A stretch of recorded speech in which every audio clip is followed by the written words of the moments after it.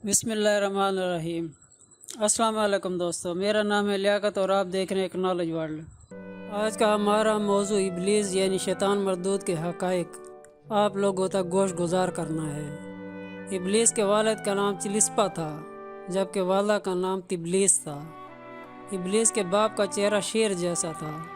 वो निहायत कदावर, बहादुर और जंगजू था, जिसकी वजह से उसका लक़ब शाशीन पड़ गया।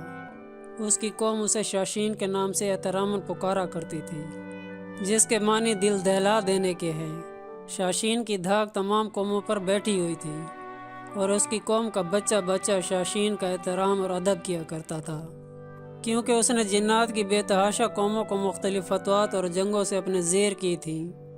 शाशीन की बीवी यानी इब्लीस मलून की वालदा तिबलीस, वो भी अपने शोहर की तरह निहायत ताकतवर और बहादुर थी। उसका चेहरा भेड़िए की मादा की तरह था और उसका लक़ब सिब्बी था। उसने भी अपने शोहर के हमरा बेतहाशा जंगें जीती थी। वो इस हद तक बहादुर थी कि सारी कौम जिन्नात के बच्चे बच्चे की ज़बान पर था कि तिबलीस के होते हुए दुनिया की कोई ताकत और कौम हमें ज़ेर नहीं कर सकती। अल्लाह पाक ने जब देखा कि जिन्नात कौम की सरकशी हद से बढ़ गई है और ज़मीन इनके झगड़े और फसाद से लरज़ रही है, तो अर्श से फरिश्तों का अल्लाह पाक का हुक्म आ गया कि जाओ इन सरकश जिन्नात को मार फेंको। बाकौल इब्लीस के कि मेरी वालदा तिबलीस ने फरिश्तों के साथ जंग के दौरान बहादुरी और दिलेरी के वो जौहर दिखाए कि देखने वाले अश अश कर उठे और मेरी कौम पुकारने लगी कि तिबलीस के आगे फरिश्तों ने आकर बहुत बड़ी गलती की है। यहाँ मैं आपको बताता चलो कि जिन्नात और फरिश्तों का दूर दूर तक कोई जोड़ नहीं था, क्योंकि जिन्नात जो आग से पैदा किए गए और फरिश्ते अल्लाह पाक के नूरानी फरिश्ते ठहरे। जंग के दौरान इब्लीस का कहना था कि फरिश्तों को बहुत बुरी शिकस्त होगी, क्योंकि इब्लीस अपने वालिद और वालदा के जोरों से वाकिफ़ था। लेकिन फिर अल्लाह जाने क्या हुआ कि हम कमज़ोर पड़ते गए और फरिश्ते हमारी कौम पर गालिब आते गए। इस जंग का अजीब व गरीब समा कुछ ऐसा नाक़ाबिल फ़हम था कि सारी कौम हैरत में थी।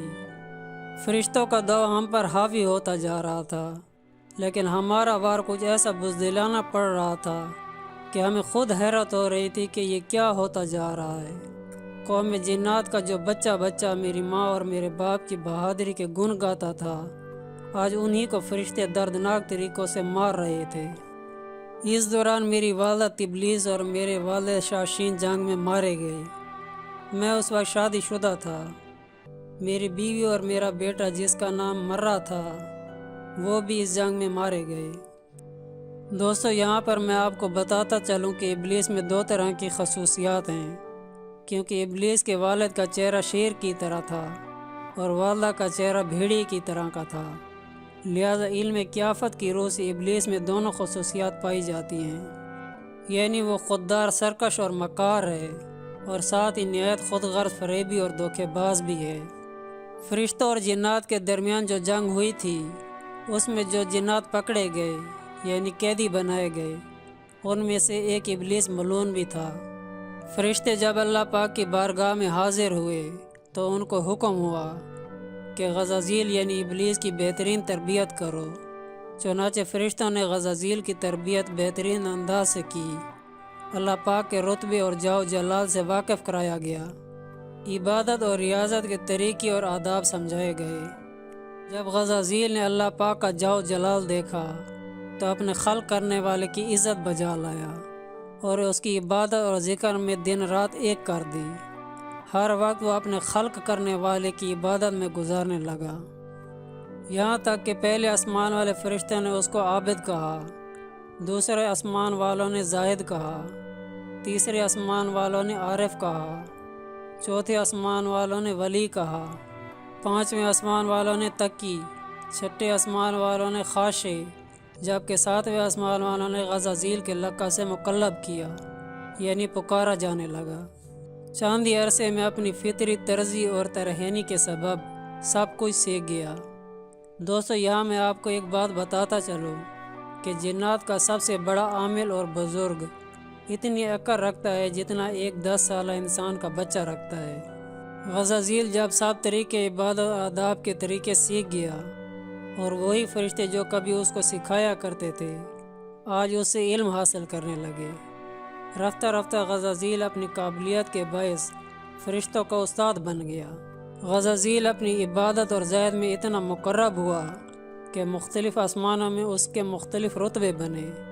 اللہ پاک کا ہمیشہ سے ایک دستور ہے کہ وہ اپنی رائے کو سب سے الگ تھلگ رکھتے ہیں اور کسی کو بھی اس امر کی خبر نہیں ہو پاتی۔ اللہ پاک ارشاد فرماتے ہیں کہ میں جس کو چاہتا ہوں عزت دیتا ہوں اور جسے چاہتا ہوں ذلت دیتا ہوں۔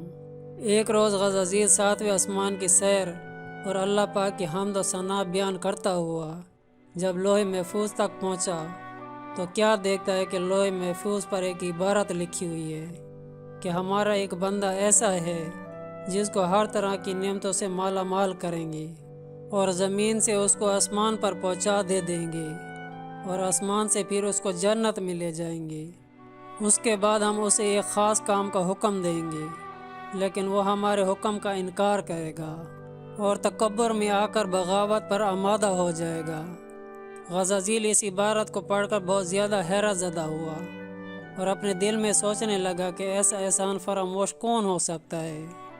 دوبارہ لوح محفوظ کی عبارت پر غور کیا تو عبارت کے قریب نہایت واضح الفاظ میں لکھا ہوا تھا کہ اعوذ باللہ من الشیطان الرجیم۔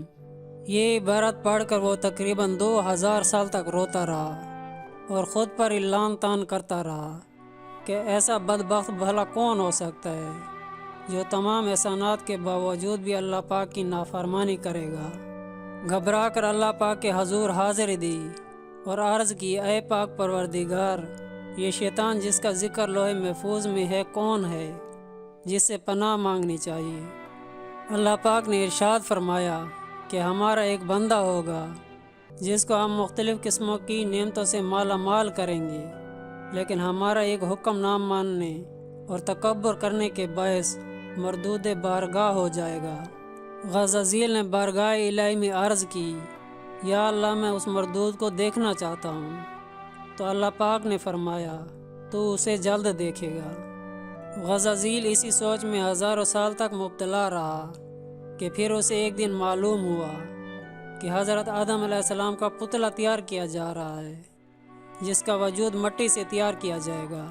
اس پتلے کا سر مکہ معظمہ کی خاک، گردن بیت المقدس کی مٹی، سینہ عدم کی خاک سے، جبکہ پشت و شکم ہندوستان کی سرزمین کی مٹی سے تیار ہوگی اور ہاتھ مشرق کی خاک اور پاؤں مغرب کی زمین سے تیار ہوں گے اور باقی گوشت اور مختلف عناصر وغیرہ تمام زمین کی مجموعی خاک سے بنائے جائیں گے، اور اس کے علاوہ اس میں آگ، پانی اور ہوا کو بھی شامل کیا جائے گا۔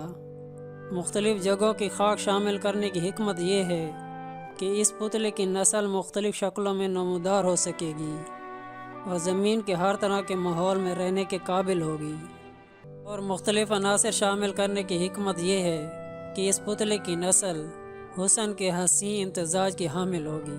پیارے دوستو، اس ویڈیو کا دوسرا حصہ دیکھنے کے لیے ہمارے چینل کو سبسکرائب کریں تاکہ ہر نئی آنے والی ویڈیو آپ تک سب سے پہلے پہنچتی رہے۔